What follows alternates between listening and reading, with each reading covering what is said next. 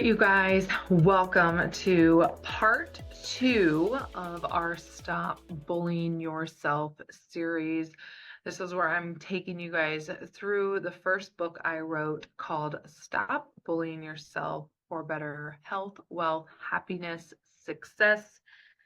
And yeah, today we're going into chapter 2. Um, we talked earlier about how the inner bully is literally that voice inside your head that can push you to do better, try harder, be more. But then there's a certain point where that voice doesn't allow you to enjoy the moments of your success, where that voice says you need to do this or else. The voice that compares you to other people. And so the goal of this series is really one to kind of go back through these steps that, well, selfishly, they helped me get through and silence that inner bully. But to also remind all of us that we have a choice if we're going to give that voice more power or less power. And the way we give it more power is to pay attention, give it all the attention in the world and all the energy. And to take its power is ultimately where we get to choose to think differently, to speak differently about our lives, to not give it attention, to not give it more energy. And so through each chapter, there's just some things that I've done. That is why I wrote this book, to share, to help others. And so the going into chapter 2 is called Connect and Be Aware. And in this chapter, I talk about the reductionist approach. And the reductionist approach is where we say, just take vitamin C, don't eat the apple. And I use that example because Dr. Campbell, who wrote the China study, I actually took a course through eCornell, and it was a course on nutrition and plant-based nutrition. And I had read his book, The China Study, so I was so excited to take this course that he and his son taught. And I love how they use the example of vitamin C and how you can take like 1,000 milligrams of vitamin C on its own and the absorption rate of that versus the, say 100 milligrams of vitamin C in eating an apple, and actually how your body will utilize all of that vitamin C from eating the apple.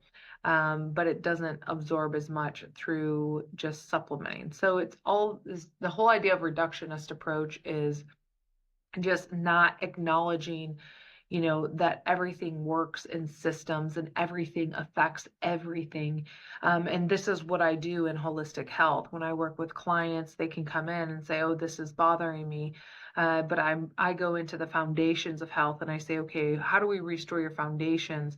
How do we work on, you as a whole versus that reductionist approach to just work on the one thing. So I think we need to really pay attention in our lives. Where are we showing up in life where we are using the reductionist approach? And pay attention to there's a bigger picture to everything that we are doing, and try to take in more of the greater picture versus that reductionist approach. The other thing that I talk about in chapter 2 and I share in here is a photo of what I call the happy whole you matrix. If you're on YouTube, you can see right here, this is that matrix from the book. And the happy whole you matrix is essentially this circle, this wheel, and in each spoke of the wheel, there are the different areas in our life that we need to give attention to. And I have to say, oh gosh, how old was I? I was probably 25 or 26. I was going through school. I was getting my master's degree at Point Loma. And I had a professor who did an exercise where he gave us a pie graph similar to the one I have in the book. And he said, okay, you need to give yourself a score in each of these categories. And they were categories about our spiritual health, our relationships, hobbies, things like that. pretty much same thing I have in my book. So I took from my courses. But what was interesting is I realized in that time I had no social life and I was a workaholic. And it wasn't until I put it on paper and filled out that graph that I really realized the holes that I had in my life. I was working, I was personal training, I was working at a school, and I literally would wake up at 5 in the morning and I would train people. Then I would go to my day job. Then after my day job, I'd go back to train people, and I had no social life. And actually, around this time is when I met my husband. And it was almost kind of like, I was like, all right, yeah, I'll go on a date with this guy, but I didn't really have any time for this, right? I was just trying to work. I was trying to get ahead because I am from Michigan. Those of you that listen to the podcast may know that I'm from Michigan, and I moved to California in 2005 to 2006. And I moved out here because there weren't jobs in Michigan. And then I thought, well, I'll just stay out here a few years, save up a bunch of money, and then go back home and find a job. Well, then '08 hit. And I thought, oh, well, I can't go back to Michigan now because the economy is really bad. And so then I decided, well, I'll just stay and get my master's degree. And so during that time, I was working crazy hours, getting my master's degree, and I had gone on a date with my husband. And I told him, I said, I can only see you, I think it was like Tuesdays and Sundays. I'm like, I can only see you on a Tuesday or a Sunday. Um, and he was like, okay. And we started dating. I would see him, once or twice a week. And then I remember him looking at me and saying, like, we can't keep dating if you can't like make me a priority and like have time. And I was like, huh. And that was around the same time that I filled out this graph. And I was like, man, like I struggled with depression. I struggled with feeling alone. You know, struggled with feeling like people don't have time for me and people don't like me. And then I'm like sitting there thinking, huh, I wonder if I'm doing this to myself. Very interesting. And anyways, it was a really big wake up call between, doing this exercise in class and then, starting to date my husband and him saying these things to me. And I really had to take a step back and I had to look at my life. It's like, okay, do I want to be a workaholic forever? No. Do I want to have great, deep relationships? Yes. And to make relationships, that takes time. So essentially, when I filled out my graph, my matrix, I had a bunch of holes in that matrix. And then I have this similar matrix for you guys to fill out in the book. And this is actually a matrix I even use with my coaching clients. Every 3 months, we will go back and refill out their matrix. And it's interesting how the categories start to get more fulfilling, each one of them. So in this matrix, the one that I have just in the book, the one I have for coaching clients is a little bit different, but the one in the book, it's making time for daily fitness, so daily movement, daily affirmations. How are you talking to yourself? That voice inside your head, are you saying kind things? Daily productivity. We should all be achieving um, and doing things that feel good, like checking those boxes, even if it's just, you know, cleaning a room, painting a room, doing a load of laundry. Maybe it's a blog you want to write. Maybe it's a podcast you want to record. Maybe it's a book you want to write. So again, daily productivity, daily savings and mindful spending. I always say people don't want to talk about money really, or how they're spending their money. And I think that's so important. Your money is going to have a direct correlation to your happiness and your health. Daily me time. So are you taking time for yourself each day to just breathe, meditate, regroup? Daily pay it forward actions. So this is, are you every day doing something that is for the greater good of humanity? And then daily positive conversations.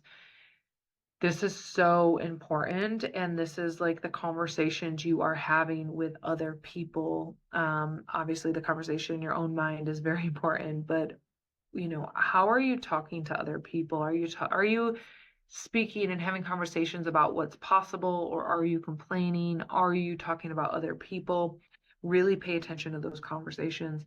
And then the last one was daily fruits and vegetables. So getting in the nutrition that you need is so important. But again, sometimes we can like think in our head, okay, yeah, I need to improve here. Oh, I could do better there. But it's once we get it on paper, and I'm a visual learner, so using shapes and writing and drawing is really good for me to get it out of my mind and onto something in front of me. And so that's why I like using these circle graphs and these matrices because it's really, really helpful. But I encourage you to take some inventory about the areas of your life, your spiritual health, financial health, physical health, occupational health, your work.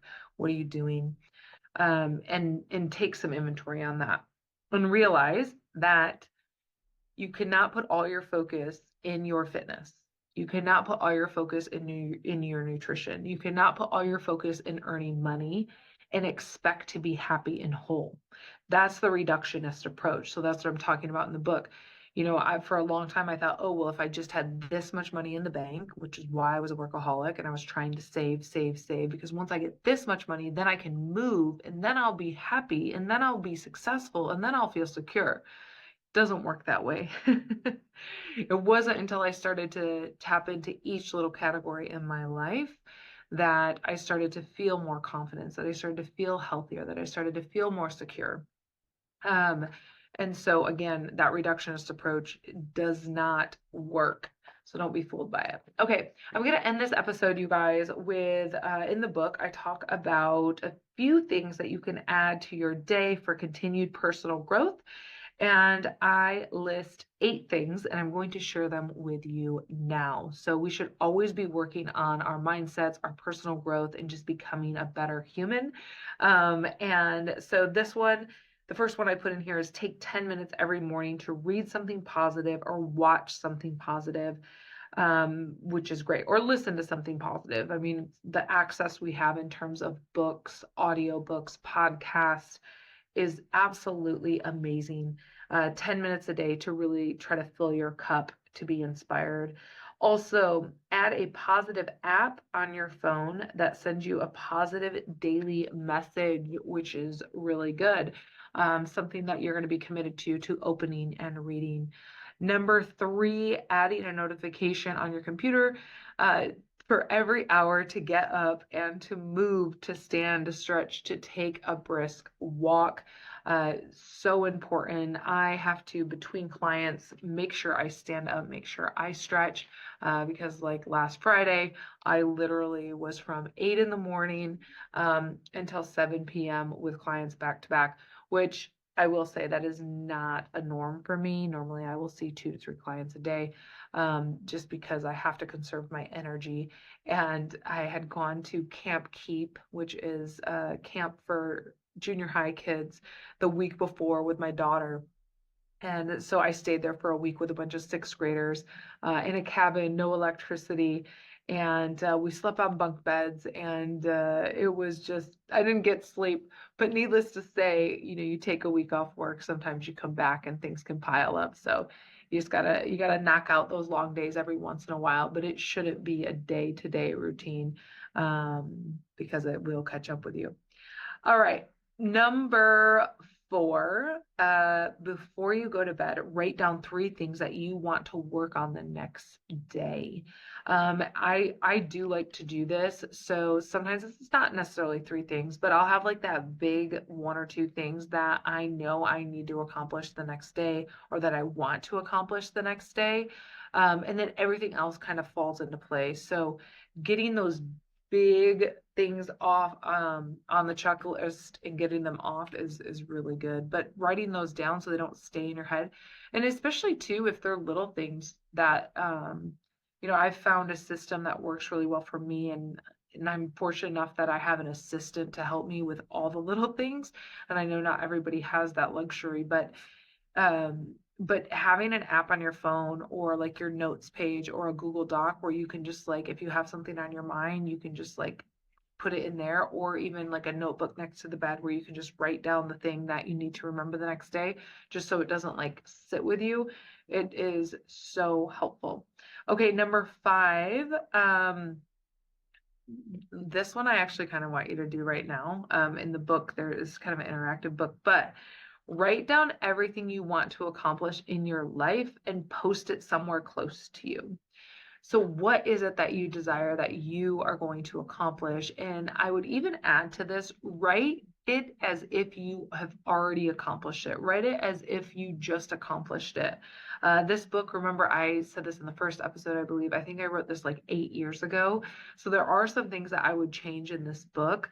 But I'm just I'll give you the side note now. I would write it in first person versus writing what I want to accomplish. I would make it sound like I've already accomplished it. Manifest that, right? Number 6, have someone who can support you and motivate you to that you can connect with, or daily or weekly. And honestly, this is where having a really great mentor, a coach, a personal trainer, somebody, you guys, and more often I find that this person is someone that I need to pay. So I have spent thousands of dollars on coaches. I just dropped like 10 grand on a 10-week program. That, I mean, 8 years ago, that would have been like not even an option for me to do. I wouldn't even think to spend that kind of money to invest in myself. And it started off small, where I would, invest a little bit here, a few $100s here, 1,000 there on myself to get support from other people. But I have to say, where I'm at now in my life, I feel like this is so important. When you can have somebody to hold you accountable, and a lot of times, if we pay these people, we have some skin in the game, so we just show up differently when there's money on the table, let's be honest. But this will help you move the needle so much faster. And the most beautiful thing about a coach and working with someone is they see things that you're not seeing. I have blinders up, you have blinders up, and these coaches, these people will help take those blinders down and say, hey, look around, look at what you're doing, look at how you're sabotaging yourself. Did you hear what you just said right there? And we're like, no, I didn't, right? Like, so this is so great to have that support and that motivation. And that kind of ties into the 6 and 7. The 7th, I did put get a coach, like get somebody to hold you accountable. Again, and you want to surround yourself with people that are encouraging you, that know your goals, that are motivating, not people that are gonna, try to sabotage you. Like, oh, you're on a diet. Oh, just come on, just this one time. Like, no, did you not hear me? I have these goals. Like, I need you to support me. So really check yourself with the people that you're around. And then number 8, I put join the Happy Whole You community, stay connected and be inspired. And, ultimately you can go on happywholeyou.com. You can read the blogs. You're obviously listening to this podcast. It'd be really helpful too if you sent this podcast to other people that you think would benefit from our podcast. I know we talk about a lot of different things on the podcast, which, for me and the type of brain that I have, I like going in all different directions. But at the end of the day, being healthy and being happy is where it's at. And that's what we're all about on this podcast. So I hope chapter 2 was some good reminders. A lot of you probably are like, I already know this stuff, but we all need to hear it. We all need to be reminded. And I appreciate you listening in. And we will have part 3. I was going to say episode 3. Part 3 coming up very soon. So stay tuned. And again, if you want to grab the book, you can grab Stop Bullying Yourself at happywholeyou.com, or I will read it to you on Audible, and you can check it out there. So, all right, you guys, we will see you next time.